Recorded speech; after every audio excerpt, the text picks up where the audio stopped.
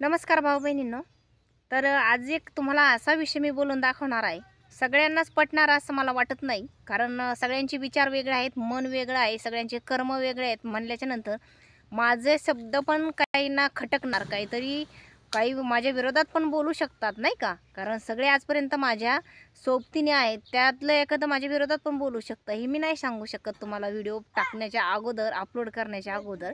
पण एक विषय असा होता, तर हे एक माझ्या 8 दिवसापासून मनामध्ये खेळत होता आणि तोच व्हिडिओ मी आज परत पाहिला. त्यामुळे म्हटलं की नाही, या विषयावर आपण एक व्हिडिओ बनवू. काळाची गरज आहे खरंच. आणि हो, एक सांगायचं म्हणजे एका दादाचे इंस्टाग्राम आय डीला मी एक व्हिडिओ पाहिला, की ज्या बायकोला मी घेऊन जेजुरीच्या पायऱ्या चढलो, त्याच बायकोने मला आज कोर्टाच्या पायऱ्या चढायला लावल्या. आणि ती एक तारीख टाकली होती 16/5/2024. ही माझ्या जीवनामधला एक ब्लॅक डे नाही का. तर असं पाहिलं, पण मनामध्ये एकदम म्हणजे एक विचार करायला थोडाच म्हणजे बोलायला एक थोडा शब्द आहे, की ज्या बायकोला मी घेऊन जेजुरीच्या पायऱ्या चढलो, त्या बायकोने मला अक्षरशः कोर्टाच्या पायऱ्या चढायला लावल्या. पण विचार केला तरी खूप मोठी गोष्ट आहे. आणि हो, तुम्हाला जर सांगायचं जर म्हटलं, तर नवरा बायकोमध्ये ना खरं तर एक विश्वास पाहिजे. जर नवरा कोणतंही काम करत असेल, तर बायकोला पण ते माहीत असायला पाहिजे. बायकोचा पण काहीतरी नवऱ्याला हातभार असायला पाहिजे, किंवा बायको पण जर कोणतं जर चांगलं यशस्वी काम करत असेल, तर त्या कामामध्ये नवऱ्याचा पण काहीतरी हातभार असायला पाहिजे, नवऱ्याची पण साथ असायला पाहिजे. एकमेकांच्या साथीशिवाय कोणतीही गोष्ट पूर्ण होत नाही, आणि एकमेकांची साथ नसेल तर प्रत्येक गोष्ट ही अपूर्ण आणि अपूर्णच राहील, असं मी तरी सांगते. त्यामुळं म्हटलं चला एक छोटासा व्हिडिओ बनवू.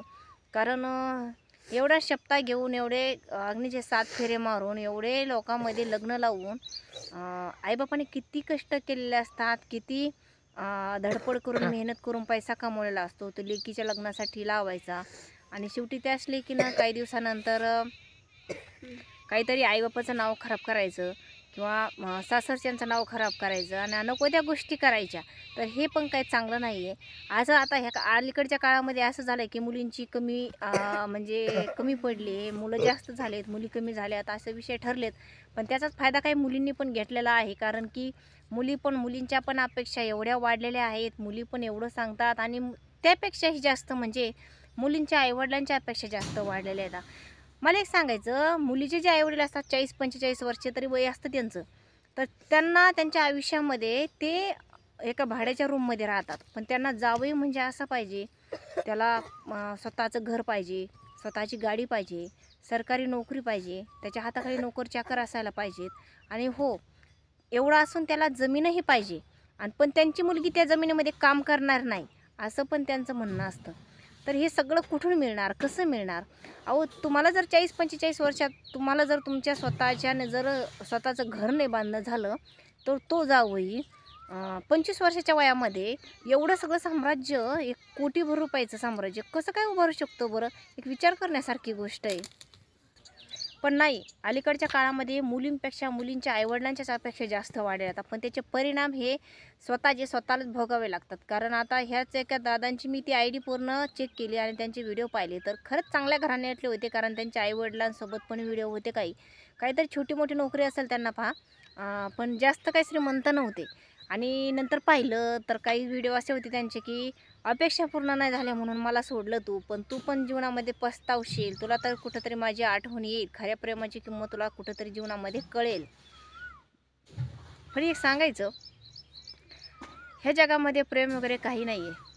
लोक फक्त तात्पुरतं ना असेल जी आईश मजा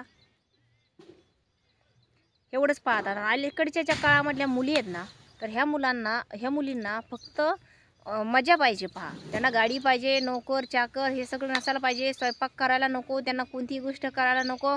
मग तो मुलगा छपरी काय असेना, रोज दारू का पिऊन येईना, पण फक्त तिची आहे ते प्रत्येक इच्छा पूर्ण करणारा असावं. मग तो पैसा कुठून आणेन, काय आणेन, कसा आणेन आणि काय करेन, ह्याची तिला काही मतलब नसतं.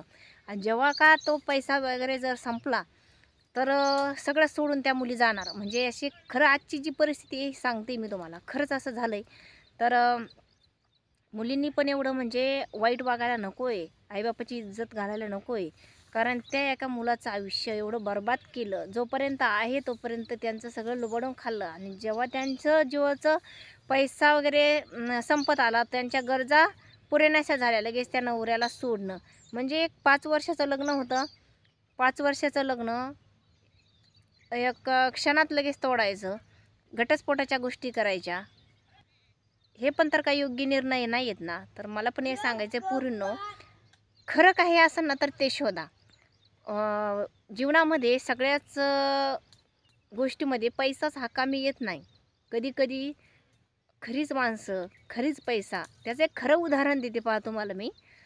तर पहा तुम्ही किती पण 1 ग्रॅमचे दागिने जर घातले किंवा तुम्ही किती पण नकली दागिने घातले, पण ज्यावेळेस तुम्हाला दागिने मोडायचे आहेत किंवा दागिने गहाण टाकायचे, तुम्हाला पैसा लागतो त्यावेळेस तुम्हाला असली दागिने जे आहेत ना तेच लागतात. कारण गहाण दागिने आणि 1 ग्रॅम दागिने ह्यांना लोखंडामध्ये पण कुणी घेत नाही, त्यांना विचारत नाही. त्यामुळं संगत ही खऱ्या लोकांची करा.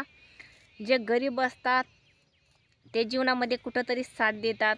कारण आपण आपल्या लेवलचं नातं केलं पाहिजे, कुणीही असो. जर एखादे आईवडील असतात स्वतः ऊस तोडणार पण मुलींची अपेक्षा खूप मोठ्या मोठ्या ठेवणार, आमची मुलगी महालामध्ये राज केलं पाहिजे तिनं. पण तुमची पण ऐपत पहा, तुम्ही ऊस तोडताय, ती महालामध्ये राज करायला जाईल, पण त्या महालामध्ये तुम्हासारख्या गरीबाला ते लोक येऊ देतील का, हा पण विचार तुम्ही करा. कारण सध्या गरज आहे मुलींची लोकांनासुद्धा. त्यामुळे लोक कोणत्याही मुली करायला तयार आहेत, मान्य आहे. पण ज्या महालामध्ये तुमची मुलगी राणी होऊन राहणार आहे, ती राज करणार आहे, त्या घरामध्ये एक चहा पिण्याइतकी किंवा एक पाण्याचा ग्लास भरून देतील एवढी अपेक्षा तुम्ही त्यांच्याकडून ठेवा. कारण तुमच्यासारख्या गोरगरिबाला ते त्यांच्या दारामध्ये सुद्धा उभा करणार नाहीत. असे लोक असतात मोठे. त्यामुळं भावांनो, बहिणींनो, ताईंनो, दादांनो, कोण असतील तुम्ही सगळ्यांना तुम्हाला एकच तळतळीची विनंती आहे, नातं करा आपल्याच लेवलचं करा. आणि मुलींनो, खरं जर तुम्हाला सांगायचं ना, तर तुम्हाला जर खरंच जर एखाद्यासोबत जर लग्न करायचं नसेल, तुम्हाला खरंच जर पैशावालाच नवरा लागत असेल ना, तुम्ही खरंच लग्नाच्या अगोदरच पैशावाला नवरा करा. सगळ्या गोष्टी बोलून घ्या.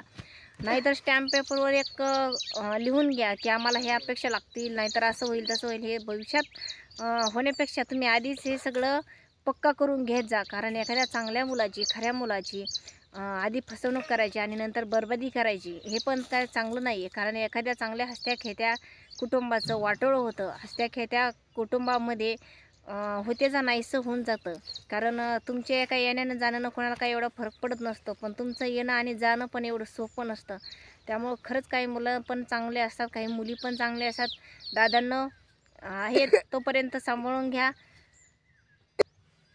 कारण प्रत्येक गोष्टीमध्ये हा पैसाच हा सगळं काही नसतो. पैशासोबत माणसाला पण किंमत द्या, म्हणजे माणसं पण कुठंतरी कामं येतात.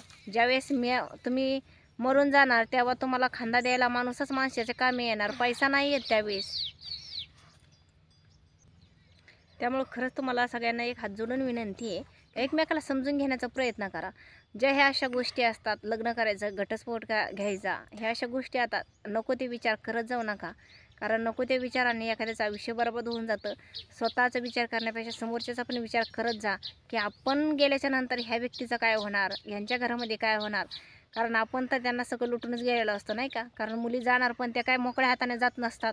मुली भरपूर काही मोठी रक्कम घेऊन जात असतात. गेल्याच्या नंतर पण घटस्फोटामध्ये भरपूर त्यांना मालमत्ता द्यावी लागते. त्यामुळं जरा विचार करा मुलींना. तुम्ही पण तुमच्यासोबत ज्याप्रमाणे तुमचे आईवडील असतात त्याचप्रमाणे ते पण आईवडील असतात, त्यांच्या पण काही मन असते, त्यांच्या पण भावना असतात. एवढं बी कुणाच्या मनाशी खेळू नका, समजून घेण्याचा प्रयत्न करा. तर चला, कोणाला व्हिडिओ आवडला पण नसेल आणि कोणाला आवडला पण असेल तरी पण काही हरकत नाही आहे.